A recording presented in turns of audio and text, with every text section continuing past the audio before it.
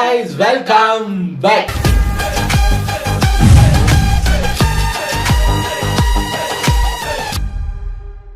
இன்னைக்கு நம்ம எந்த வீடியோக்கு ரியாக்ட் பண்ண போறோம் அப்படின்னு பாத்தீங்கன்னா எஸ் நம்ம நீயா நானா ஒரு ட்ரோல் தான் பார்க்க போறோம். ஆனா இது நீயா நானா கிடையாது, தமிழாவா வா தமிழாவா தெரியல. நம்ம மிஸ்டர் ஆவுடையப்பன் இருக்காரு. நீயா நானாவில் இப்போ அந்த பழைய மாதிரி ஒரு ஃபன்னான ஒரு சென்சிட்டிவான டாபிக்ஸ் எல்லாம் வர மாட்டேங்குது. ஏன்னா அது வந்தால் தான் இந்த ட்ரால் சேனல்ஸில் இன்ட்ரெஸ்டிங்கான டாப்பிக்கை எடுத்து போடுவாங்க. இப்போ ஒரு 2-3 வாரமாக ஒன்றையும் காணோம்.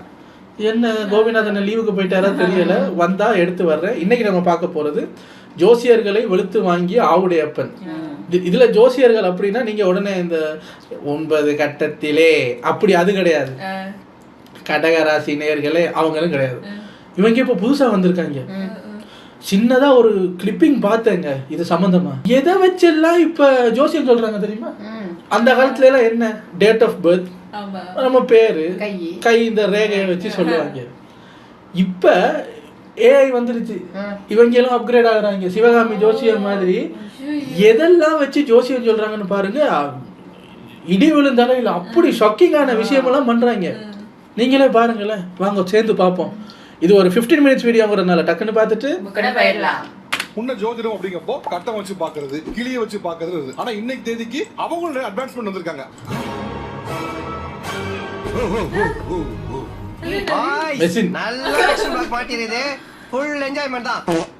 நீங்க என்ன முறையில ஜோதிடம் பாக்குறீங்க?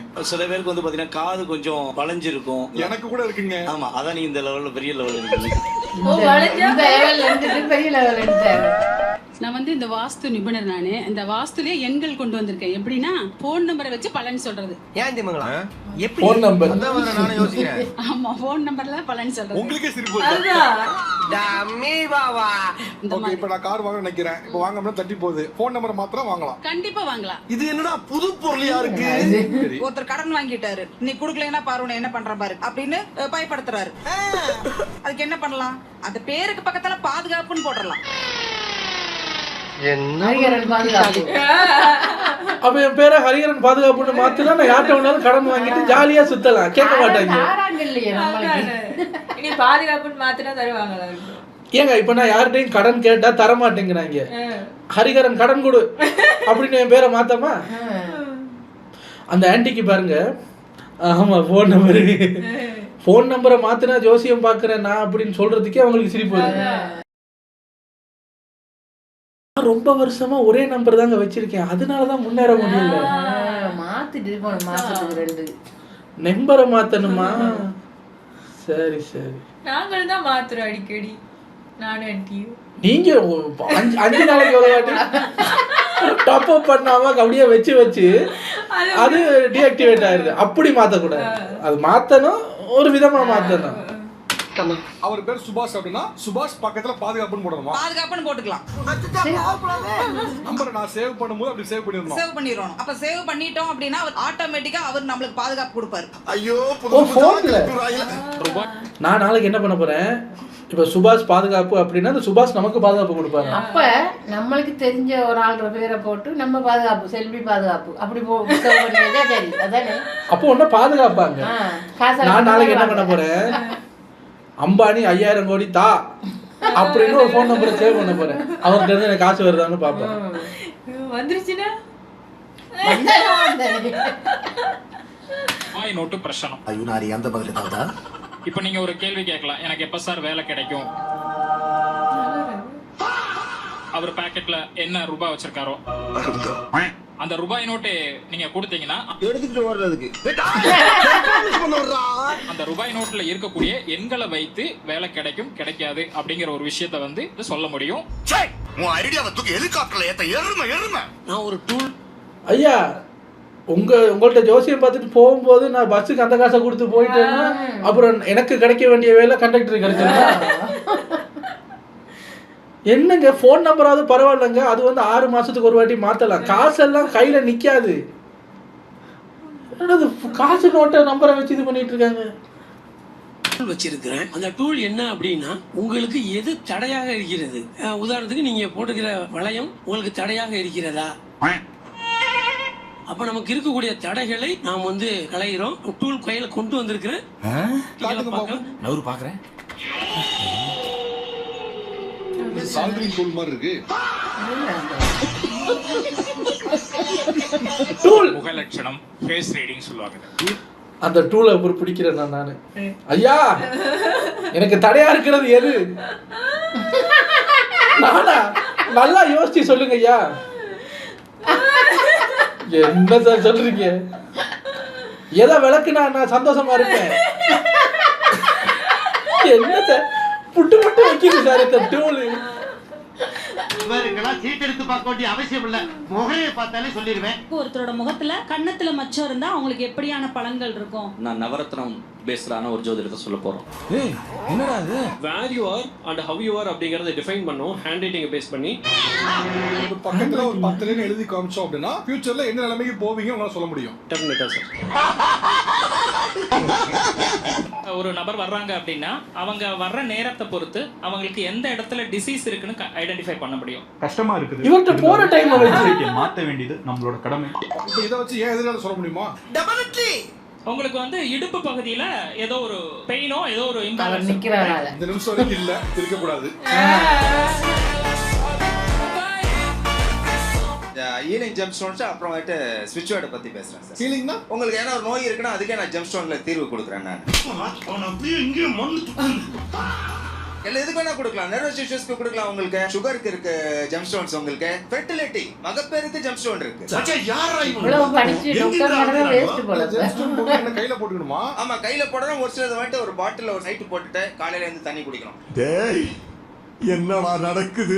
உள்ள அந்த கர்ப்பப்பையில ஒரு சில கிருமிகள் இருக்கும் பாத்தீங்களா, அந்த கிருமிகள் அழிஞ்சிரும். அவங்க ஆட்டோமேட்டிக்கா கர்ப்பமாயிட்டு அவங்க தரிப்பாங்க. எப்படா என்ன ஏதுன்னு கேட்காம நான் சொல்றதெல்லாம் அப்படியே நம்புவேன்னு சொல்லு, அப்ப நான் உனக்கு சொல்றேன். இப்ப நீங்க சொல்றது என்ன கல்லுன்னு யாருக்கும் தெரியாது. அத கண்ணாடி பாட்டில போட்டு தண்ணியை ஊத்தி அந்த தண்ணியை குடிக்கும் போது அதுல வேற ஆகலாம். அதுவும் வந்து ஒரு உயிர் இல்ல, 2 உயிர் இருக்கு. நான் எல்லாம் ரெண்டு இருந்தா இவர்கிட்ட யாரு கேள்வி கேட்க விரும்புறீங்க?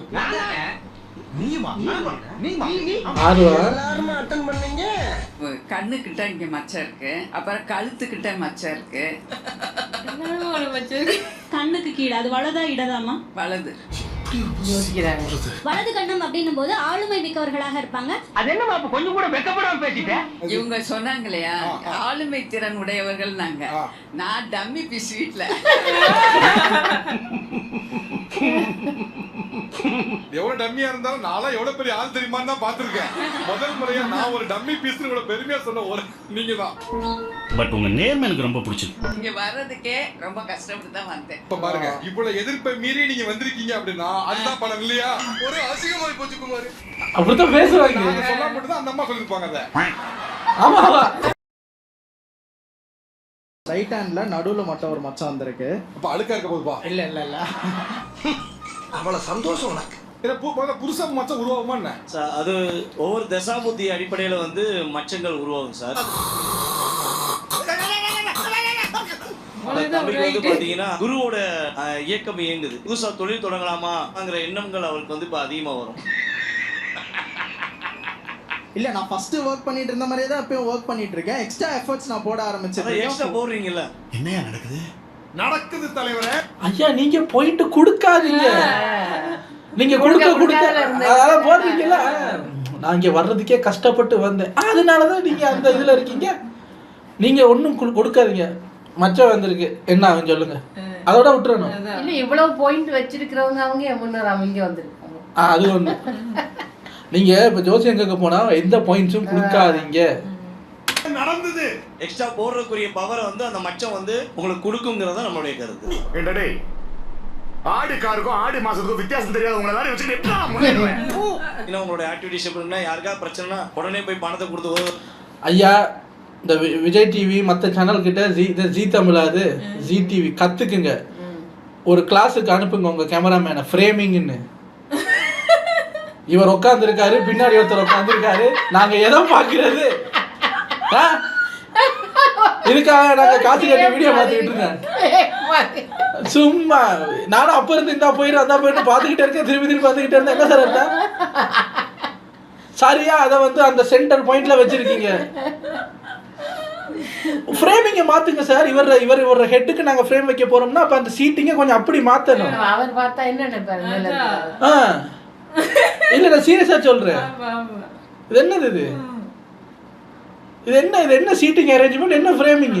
நீங்க முதல்ல இருப்பீங்க. இவன் என்ன பாக்குறீங்க? இவன் ஒரு பிச்சைக்காரன். 10 பைசா தான் போடா பிச்சைக்காரன். அதை கொஞ்சம் குறைச்சிக்கணும். அப்படி குறைக்கலைன்னா இங்கிட்ட லட்சுமி வருவா, இந்த பக்கம் ஆட்டோமேட்டிக்கா போயிடுவா. என்னடா ஆக்சிடென்ட் ஆனா அம்பாசிடர் கார சொல்ற மாதிரி சொல்ற? அதர பவர் உதவி பண்ணிட்டு இந்த மச்சம் இருக்குமா போயிருமா?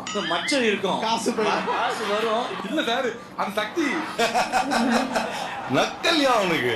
அந்த சக்தி வந்து இவருக்கு செயல்படணும்ல. மச்சத்தை வச்சுட்டு ஒழுங்கா சம்பாதிக்க வழியே பார்க்கணும், இல்ல மிச்சமும் போயிடும். தேங்க்யூ. இந்த நவரத்னம் வந்து இன்னைக்கோ நேத்தோ இல்லை, ஒவ்வொரு கல்லுக்கும் ஒவ்வொரு சக்தி இருக்கு சார். அந்த ஒவ்வொரு சக்தியுமே நம்ம வாழ்க்கையில பெரிய மாற்றத்தை ஏற்படுத்தும். These infinity stones each control an essential aspect of existence. இன்னைக்கு ஒரு பெரிய முதலாளி நீங்க எடுத்துட்டீங்கன்னா அவங்களோட ஒவ்வொருத்தரோட கலாப்பட்டியிலும் இதுல ஒரு ஸ்டோன் இருக்கும். அந்த ஸ்டோனோட மதிப்பு வந்து ஒரு 30,000-40,000 இருக்கும். நல்லா இருக்கு. எஸ்டர்டே நான் ஒரு பஸ்ல வந்தேன். ஓனர் வந்து 1500 பஸ் வச்சிருக்காரு, ஏர் பஸ். சமூகம் பெரிய இடம் போட்டு தப்பா பேசிருந்தா மன்னிச்சுடுங்க. ஜெனரேஷன் இவ்வளவு பெரிய ஒரு மனுஷன் ஆகுறதுங்கிறது ஒரு உழைச்சு ஆகுறதுங்கிறது ரொம்ப சாத்தியமா இல்ல. அது ஒண்ணும் இல்ல மாப்ள. என்ன மாட்டி கொடுக்குறாரு ஐயா? ஒரே ஜெனரேஷன்ல 1500 பஸ் உழைச்சி வாங்க முடியாது. இந்த ஸ்டோன் வச்சிருக்கிறதுனால அவர் அந்த பஸ் இவ்வளவு பஸ் வாங்கியிருக்காரு. அவருக்கு இதுல இருந்து ஒரு ஸ்டோன் கொடுக்க போறீங்க, நல்லா வர போறாரு. 9 ஸ்டோனையும் தூக்கிட்டு தெரியல, நீங்க இன்னும் பஸ்ல தானே போயிட்டு இருக்கீங்க. அவர் அவ்வளவு பிஸியா இருந்தா இங்க வந்திருக்கவே தேவையில்லையா? அவரு இதுல ஒரு ஸ்டோனை வாங்கி நீங்க பாக்கெட்ல வச்சிருந்தீங்கன்னா இந்நேரம் BMW வந்திருக்கலாம்ல. ஒரு அலக்கை வந்து மாட்டிச்சு. தனியாவா சிவா? உழைச்சு கூட வாங்க முடியாதா? உழைச்சு வாங்கலாம் சார். என்ன பண்ணா லக்குன்னு இருந்தா தான் சார் நீங்க நிக்க முடியும். சரி நான் அச்சான் சொல்றேன், நீ பாத்துக்கா. அனுப்பிச்சுடுறியா? ஒருத்தன் உழைத்தாலும் கூட 1500 பஸ்ல வாங்க முடியாது, லக்குனர் தான் வாங்க முடியும். அப்ப உழைப்புக்கு என்ன மரியாதை இருக்கு? உழைப்பை குறைச்சு சொல்லும் போது உழைக்கிறவங்க சோம்பேறி ஆயிடுவான். தெய்வத்தான் ஆகாதனும் முயற்சி மெய்வருத்த கூலி தரும். இங்க வேற ஒரு ஃபேஸ் ரீடிங் ஒருத்தர் சொன்னீங்களா? அது யாரு? வேற யாரு? நான் தான். ஜஸ்ட் வேணா அவனுக்கு.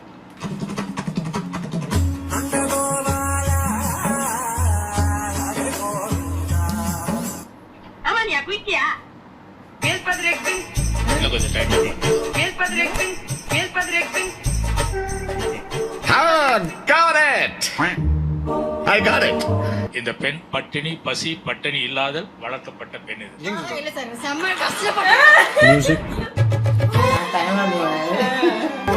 இனிமேல் வாழ்க்கை நடத்தினா இன்னும் 4 வருஷத்துக்கு ஆனாலும் உங்களுக்கு திருமண தடையா இருக்கும். மேரிடா நீங்க? ஆமா. இப்ப நீங்க அடுத்த 4 வருஷத்துக்கு உங்களுக்கு திருமண தடை. அவங்களுக்கு ஆல்ரெடி கல்யாணம் ஆயிருச்சா? ஆள் சின்னதா இருக்குன்னு போட்டு விட்டாரு. அவர் இப்ப சொல்றாரு, சரியா தானே சொல்லிருக்கேன். இனி கல்யாணம் பண்ணிருக்கேன் திருப்பி. அதைத்தான் தடைன்னு, இனிமே கல்யாண தடைன்னு சொன்னேன். கல்யாணமே தடைன்னு சொன்னா கொஞ்சம் இருங்க. எப்பயுமே இல்ல. இவரோட ஃபேஸ் ரீடிங்கை பார்க்கும்போது சுமார் ஒரு 1500 வருஷத்துக்கு முன்னாடி பிறந்த நீங்க இன்னும் அந்த கைகாலெல்லாம் ஆடிக்கிட்டு இருக்குன்னா நீங்க ஒரு அதிசய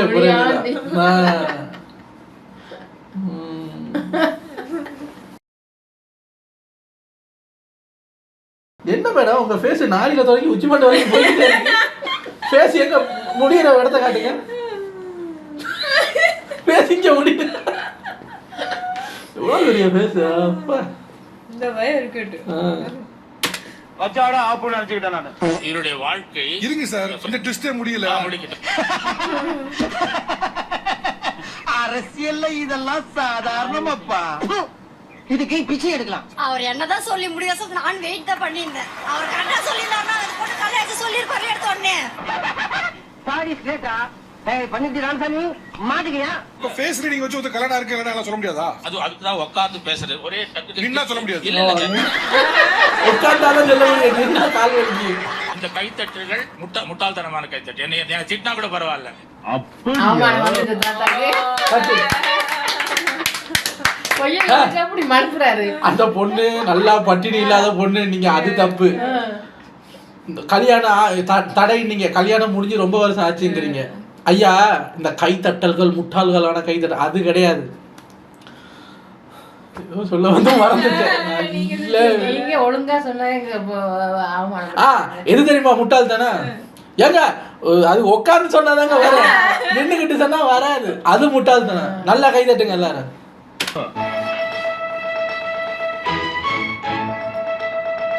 கல்யாணம் ஆகிருக்கு ஆகலைன்னு சொல்லியிருக்கலாம். நீங்க என்ன அப்படி சொல்லலைங்கிறது தான் வருத்தம். ஒன்றும் பிரச்சனை இல்லை, உட்காருங்க. அப்பாடா, அதுல ஒரு 2 வரி இருக்கு, நீங்க அப்படியே எழுதுறீங்க. அதை வச்சு உங்களுடைய கடந்த காலம் எப்படி இருக்குன்னு சொல்லுவாங்க.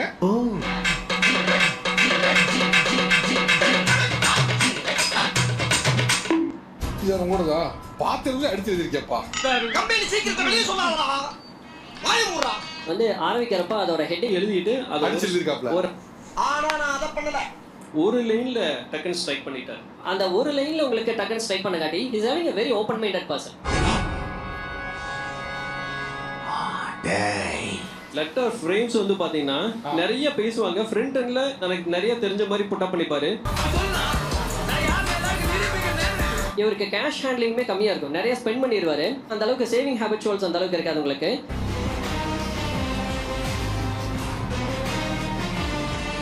கோல் இருக்கும், ஆனா அந்த கோலை ப்ராப்பரா ஃபோக்கஸ் பண்றது இல்ல. ஒரு வரையில சொல்லணும்னா பேச்சு மட்டும்தான், ஒண்ணு கிடையாது. கரெக்ட். எய்ம் பண்ணா முடிக்க மாட்டேன்னு சொல்றாரு. எந்த விஷயத்தை நான் செய்யணும்னு நினைச்சாலும் அது கண்டிப்பா முடிச்சே தீரும்னு நினைப்பேன். நான் செய்யறதுதான் சொல்றேன். ரெண்டும் ஒண்ணுதான். போமா. உங்களோட இலக்கு தான் என்ன? நான் ஒரு அரசியல்வாதி ஆகணும். அப்போ எம்எல்ஏன்னு நாங்கெல்லாம் எதுக்கு இருக்கோம்? கட்சி எதுக்கு இருக்கு? அவர் சேவிங்ஸ் பத்தி சொன்னாரு. நான் ஆவடியில 2 பிளாட் வாங்கி வச்சிருக்கிறேன். தீபரமில் ஒரு கிரவுண்ட் வாங்கி வச்சிருக்கிறேன். ஊர்ல வீடு கட்டி இருக்கிறேன். எங்க சொந்தக்காரங்களுக்கு யாருக்கும் எல்லாத்தையும் சொன்னாலும் கஷ்டமா இருக்கும். அரசியல்வாதி சகஜமாப்பா. எல்லாரும் ஆர்வமாக எதிர்பார்த்து கொண்டு ஆவலாக இருந்த தி கன்மேன். வாங்க சார் வாங்க.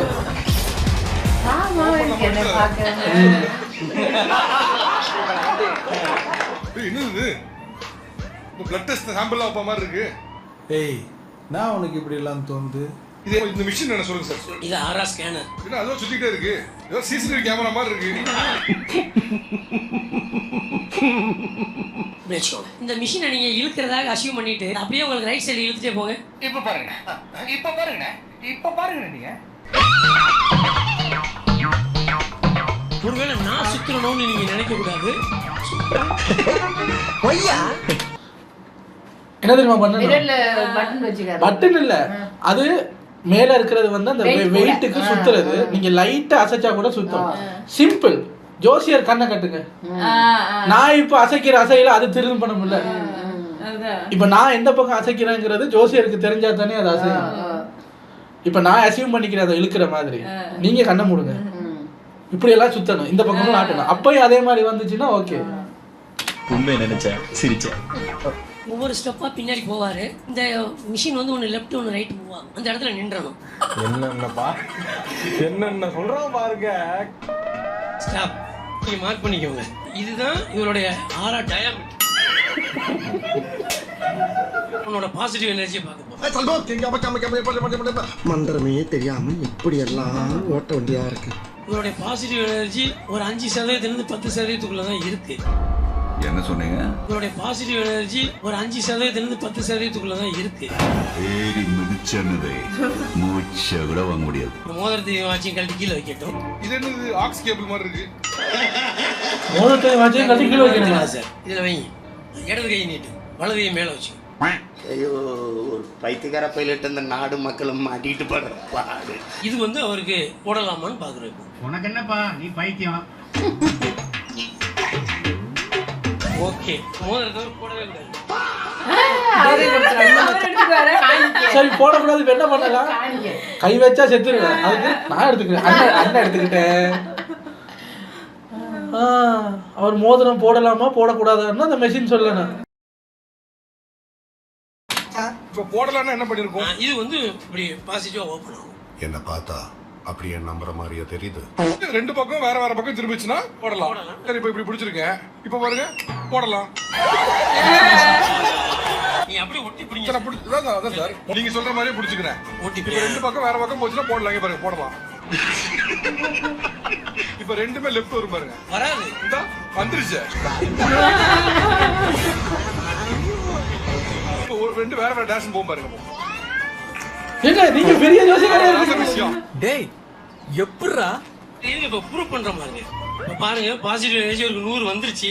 எருமை ஒரு தொழில மச்சான் சார். இந்த மோதிரத்தை கையில வச்சிரு. பாசிட்டிவ் எனர்ஜி 10% தான் இருக்கு. அது அப்படியே டேபிள்ல வை.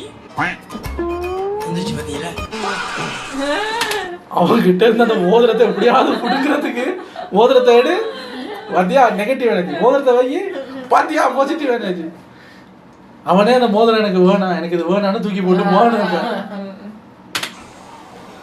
மோதிரத்தை அவர் அணிந்திருக்கும் பொழுது 100% இருக்கக்கூடிய பாசிட்டிவ் எனர்ஜி 10% மாற்றம். இப்ப இந்த மேஜிக் ஷோ நானே பண்ணிட்டு நான் நாகரீகம் கருதி பேர் சொல்லக்கூடாது. பெரிய கோடீஸ்வரர்கள் ஒரு கோடீஸ்வரர் அவங்க ஒரு கம்பெனி ஆரம்பிச்சாங்க. வேலை பார்க்குற அத்தனையும் மிஷின் சொன்னதான் ரெக்ரூட் பண்ணியிருக்கிறோம். பைத்தியக்காரங்களா நீங்க? என்னதான்டா உங்களுக்கு பிரச்சனை? போட்டோ கொடுப்பாங்க. இந்த போட்டோவுக்கும் இந்த எம்டிக்கும் ஒத்து வருதா இல்லையான்னு பார்ப்போம். சார் இது ரொம்ப முட்டாள்தனமா இருக்குல்ல சார்? ஒரு பையன் இருக்கானா? இருக்கான். வேலை கிடைக்க 10 கம்பெனி ஏறி இறங்குறான். ஒரு கம்பெனில வந்து என்ன செலக்ட் பண்ணலாம். உங்கள மாதிரி ஒரு ஆள் சொல்றதை கேட்டு அந்த ஹெச்ஆர் வந்து உங்க பையனை வேலைக்கு எடுக்காம விட்டா நஷ்டம் யாருக்கு? கரெக்ட். நஷ்டம் யாருக்கும் கிடையாது. நஷ்டம் யாருக்கு இல்ல அப்படி போவோம். நானும் நாகரிகமாவே சொல்றேன், இது ரொம்ப முட்டாள்தனம். இத வந்து பிராக்டிஸ் பண்ண கூடாது. சொல்லிக்கோ. இதுக்காக நான் வெக்கப்பட மாட்டேன், வேதனைப்பட மாட்டேன், துக்கப்பட மாட்டேன், துயரப்பட மாட்டேன் தான். இதை வச்சு தான் வேலைக்கு எடுப்பான்னா அப்ப படிச்சு என்ன பையனு? எதுக்கு 5 வருஷம் படிச்சுக்கிட்டு இதை வச்சு வேலை பார்த்து போயிடலாமே. 3 பொண்ணு கொண்டு காட்டுறீங்க சார். இந்த ஜோசியர் சொல்றாரு இந்த பொண்ணுக்கு தான் இது பொருத்தமா இருக்குன்னு சொல்றாரு. முட்டாளா? இறங்கி ஏதாவது செய்யலாமா? ஜாதகம் பாக்குறதும் பார்க்காததும் தனிப்பட்ட நபர்களோட முடிவு. சொல்ற வேலை வாய்ப்புல பண்ணோம் அப்படின்னா சமூகத்தை பாதிக்கும். ரெண்டுக்கு வித்தியாசம் இருக்கு. அவங்களுக்கு தேவையான எடுப்பாரு. யாரு ஏத்துக்கிறாங்களோ அவங்களுக்கு தேவை அப்படிங்கிறீங்க. ஆனா அந்த ஏத்துக்கிறவங்க கிட்ட அதிகாரம் இருக்கும் போது என்ன ஆகுதுன்னா ஒட்டுமொத்த சமூகத்தையும் பாதிக்க வச்சிருக்கு. எப்படி கரெக்டா கண்டுபிடிச்சீங்க? அவங்க நாடு போனா என்ன ஆகும்? நல்லா குட்டிச்சவரா போகும். என்னடே அறிவு இருக்கு அவனுக்கு? பொறுக்கி புறம்போக்கு வைத்து சொல்றதை திங்க. சரியா தப்பான்னு தெரிஞ்சு யாருக்கு நல்லா இருக்குன்னா துட்டு வாங்குற நமக்கு நல்லா இருக்கும், மத்தவங்களுக்கு இல்ல. போடே வாய பாத்தியா? நாடு நல்லா இருக்கு. நாகரிகத்தையே சொல்லிடுறேன். இப்படி பிராக்டிஸ் பண்ற ஆள் எவ்வளவு பெரிய கம்பெனியோட சிஇஓ இருந்தாலும் தயவு செய்து சொல்றேன், படிங்க, இதை விட்டுருங்க. நேரா சொன்னதுக்கு பெரிய நிகழ்ச்சியில் கலந்து கொண்ட இரு தரப்புகளுக்கு மனமார்ந்த நன்றி. இதுக்கு அந்த மூஞ்ச பார்த்து ஜோசியம் சொன்னவர் கூட பரவாயில்ல. பெரிய கோடீஸ்வரரும் அப்படி இன்டர்வியூக்கு வர்றவருக்கு இன்டர்வியூ திறந்து ஹலோ சார் அப்படின்னு போகும்போது இப்படி இருப்பாரு அவரு. திறந்தோடனே வெளியே போ, இன்டர்வியூ வேணா ஒண்ணு வேணா வெளியே போ. அடுத்த வர உள்ள வரும்போது செலக்டட். எப்படி பாருங்க, அந்த எரிச்சலா இருக்கு அந்த கிழவன் சொல்றது கேட்கும்போது. நாடு நல்லா இருக்கு. இப்படி வச்சிருக்கிற இது கண்ணை மூடிக்கிட்டு அந்த குப்பியை அசைக்கிற நேரத்துக்கு அதை அனுப்புங்கன்னா அதுவே வரால முடியாது. இவர் நாடு நல்லா இருக்கிறத பத்தி பேச மாட்டாரு. நல்லா அந்த இடியப்பம் புளியில உடல் மாதிரி ரெண்டை செஞ்சுக்கிட்டு அப்புறம் அந்த குழிப்பணியாரம் சுடுவோம்ல தட்டு, அதை குட்டியா செஞ்சுக்கிட்டு வந்து அதுல மோதிரத்தை கழட்டி வைக்கிறாங்க. இதெல்லாம் குழிப்பணியாரம் சுடுறதுதான் புட்டு சுடுற சட்டிங்க. அதெல்லாம் அதுல வயரை சொல்லிட்டு வந்து இப்படி ஆட்டுனா நம்பிடுவாங்கல. சரி, பிராக்டிஸே பண்ணாத ஆவுடையப்பம் கையில வச்சுட்டு லெஃப்ட்ல வரும்னாரு. நீங்க வராது, நீங்க 2 வந்துங்க. இப்ப அதுக்கு என்ன பதில் சொல்றது? எப்படி அட்வான்ஸ் ஆயிட்டாங்க பாரு. நல்லா இருக்கு சார். ஆனா ரொம்ப முயற்சி. ஆவுடையப்பம் மட்டும் இல்லைன்னா மோதிரத்தை ஒரு இருப்பாரு நேரத்துக்கு.